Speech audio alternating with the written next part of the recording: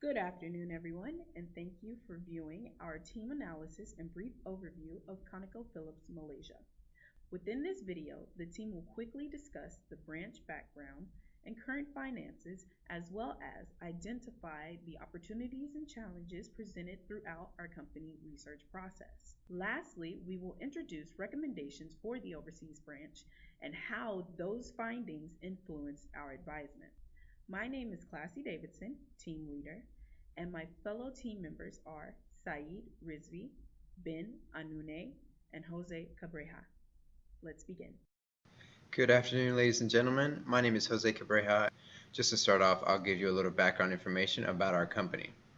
ConocoPhillips initially started as an oil and gas transportation company way back in the year 1875, but they didn't always have the title that they do now.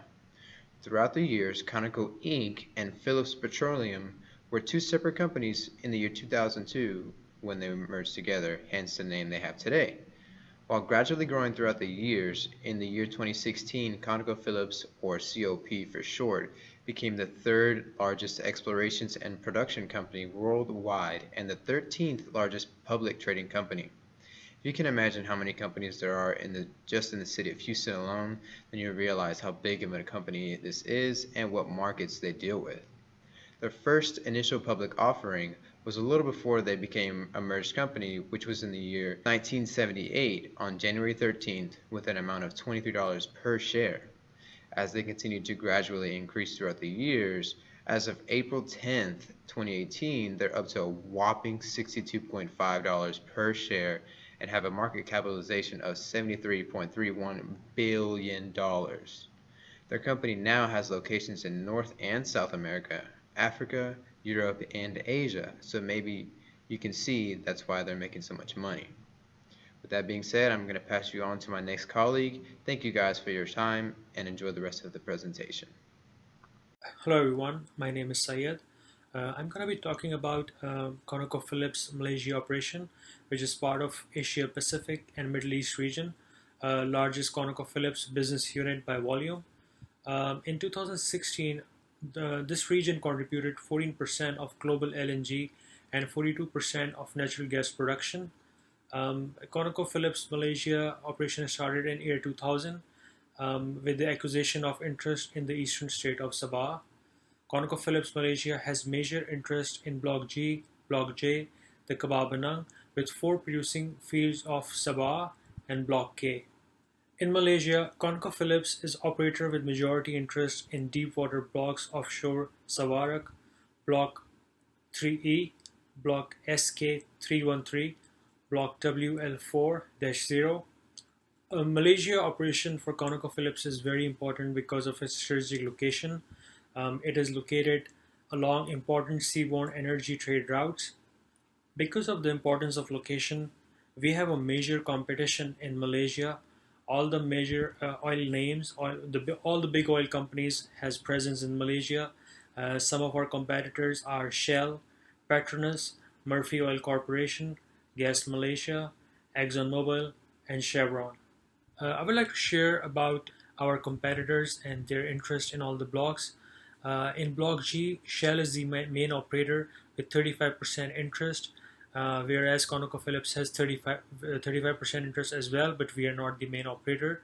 In Siakap, North Petai, Murphy Oil is the main operator with 32% interest, whereas we have 21% interest in Siakap. In Block J, Shell is the main operator with 29% interest. We also have 29% interest in Block J. In Deepwater Block 3E, ConocoPhillips is the main operator with 50% interest. We have Petronas and KUFPAC with Petronas with 15% and KUFPAC with 35% interest. In Block WL4, we are the operator, ConocoPhillips, with 50% interest. We have a co-venture with Petronas, which also has 50% interest. Also in Block SK313, we have 50% interest, and Petronas has 50% interest as well, but we are the main operator. In Kababanang, the main operator is Kababanang Petroleum, but we have Petronas, ConocoPhillips, and Shell working together. So to sum it up, we are operator in 3 joint ventures, and major partners in other fields. We have a major interest in all the joint venture agreements in Malaysia. We have found several growth opportunities that will help grow our marginal contribution to the overall production and revenue. Classy will be sharing these opportunities with everyone. Thank you. There are a few opportunities we've identified that ConocoPhillips can take advantage of. First, Conoco Malaysia can develop different methods towards improving marginal and mature field development. This is an opportunity because it positively affects the long-term production life of the 3 fields where Conoco Malaysia is the primary owner. One strategy to suggest would be field rotation, which is similar to the plot rotation process farmers practice, where farming or drilling is conducted on plots of land and a specific number out of those plots are left unused. By changing these plots routinely, it allows the land to rest and replenish in its resources. This strategy will achieve the prospering of green fields while pursuing the maximum recovery of brown fields. By implementing this method and developing others towards the improvement of primary fields, Conoco Malaysia can continue to drill and acquire raw materials and petroleum without a stall in its resources, thus staying on a set schedule, increasing field longevity, and providing a continuous supply of petroleum for future sales and exports. The second opportunity recognized is arranging a direct joint venture contract with Petronas Malaysia, and this is in order to obtain control of additional fresh Malaysian greenfields. This is an opportunity because developing this contract would provide Conoco Malaysia with fields that haven't been operated on yet. New fields would result in the expansion of research and exploration, thus providing qualitative findings and information that can contribute to strategic and production development. The final opportunity is dependent on a $52 billion Pengerang Integrated Petroleum Complex that is 20,000 acres in space. The complex is set to expand the refined natural gas market in Malaysia. Now, how is this an opportunity? It is an opportunity because there will be an increased demand for liquefied natural gas in Malaysia. The Malaysian government is investing much effort and money in the construction and operations of the complex, and it hasn't gone into full stream operations yet. So, the primary source to power the entire complex is LNG, and ConocoPhillips already has a core expertise in liquefied natural gas technologies. Thus, they should focus on continuing with LNG. And now I will pass it on to my colleague Ben, who will go into detail of the challenges faced as well as our final recommendations for senior management to consider. Good afternoon. My name is Benedict Amune. In the area of challenges, we have identified 3 key challenge areas, and number 1 on this list is deepwater drilling and storage. This type of operation is capital intensive, it is time sensitive, and it is fast paced, and demands high level of precision and accuracy. This high level of precision and accuracy demands a high level of technical and operational expertise to manage such joint venture business successfully.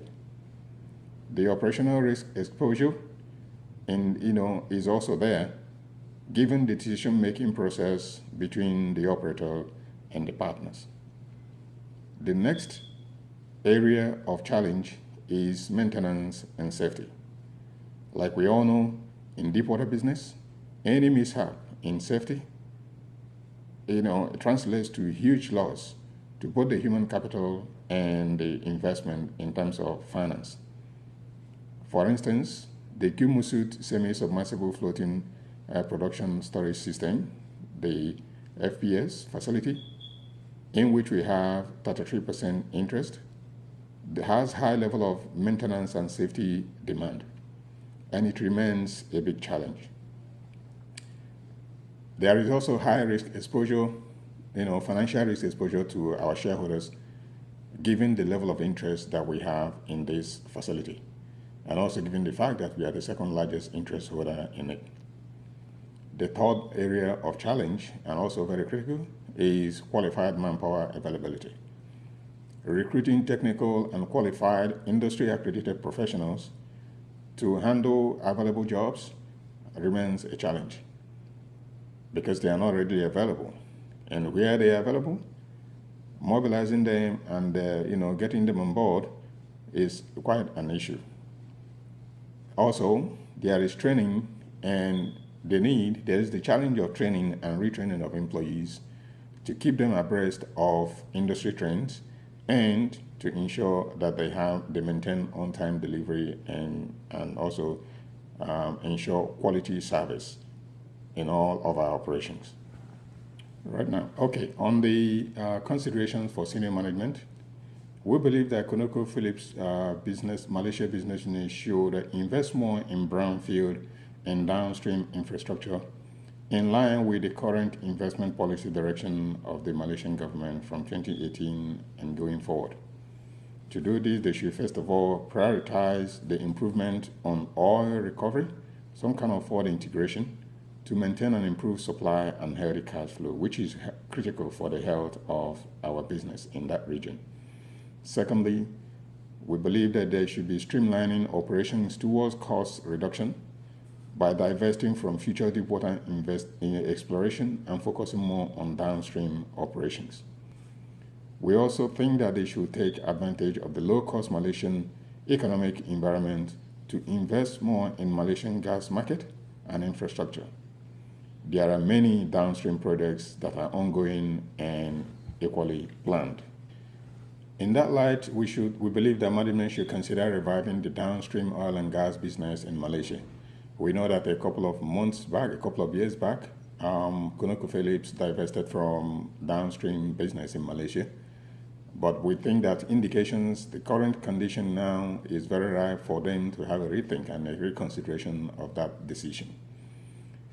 We also would believe that they should leverage their LNG technology expertise to enter into lucrative joint venture LNG projects with Petronas.